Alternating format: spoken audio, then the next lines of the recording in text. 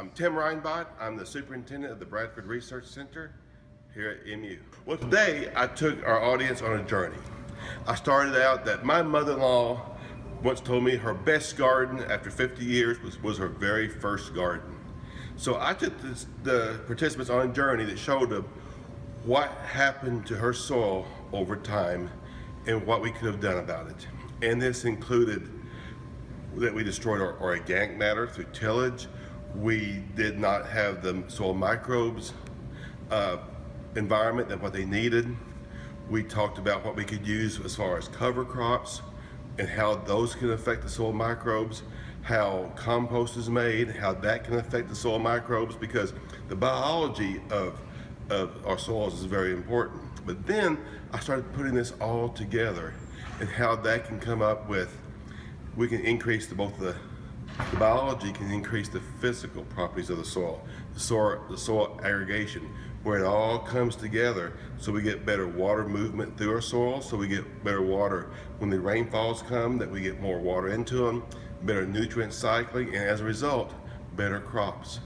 And I gave demonstrations then about soil aggregate stability, how you take a clod of soil from different treatments, whether it's been tilled for 60 years versus pasture for 50 years and everything in between, what happens to it? And what's really interesting is where you have been a lot of tillage, no cover crops, it breaks apart quickly. But where you have had cover crops or something growing there year round, like a tall fescue cool season pasture, those clods will not break apart. And something I failed to mention to them, after 2 months, those soil clods were still together.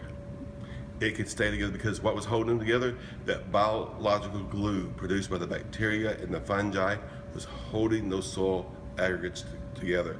So I concluded, what happened to my mother-in-law's garden? When they tilled it, they only had something growing there 3 or 4 months a year. And as a result, she has slow degradation of her soil because she was harming the biological and the physical properties of her soil. And that she could have came back as simply as just growing cover crops. Well, we started a few years ago with a problem in that our MU students were throwing away 1/4 pound of food every meal.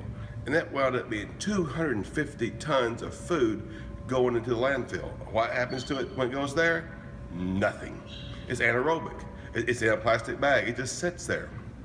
So we worked with Campus Dining. We started a composting system. Where we also had a problem is our horse farm was producing all of this horse bedding because they clean their stalls out twice a day. What do you do with it? We had a ready market for it. Food waste, horse bedding are perfect companions in the greens are low in carbon and the browns are high in carbon. You put them together by a 50-50 ratio, perfect for the organisms to make compost. We then take that compost, grow more vegetables for Campus Dining, they repeat the process all over. The thing is, we can produce a lot more compost than what I can use. And our idea then is, let's get the students, it's all student ran, whether you're growing the vegetables or making the compost, let's get students now to take that compost, screen it, because all food doesn't break down the same, screen it, very high quality, bag it, black and gold bags, and call it what? Mizudu, maybe MU Newer, a perfect value added product right there that we can market to the local consumers. And what we maybe have not quite as high quality, we can sell in bulk to our gardeners. It's my second Saturday morning talk. I talked in 2012 about composting. Oh, I love Saturday morning science. I was looking out there and I saw people from all walks of life. I saw retired folks, I saw MU students, I saw families. It was just heartwarming to see so many people interested. I saw professors, retired professors, current professors. I think us as scientists, put myself into that we need to learn how to talk to the general public. We use too much and this and this and this and this, and it loses them. What we need to do is cut down the ands, but then start using but. Here's the issue, therefore we're doing this.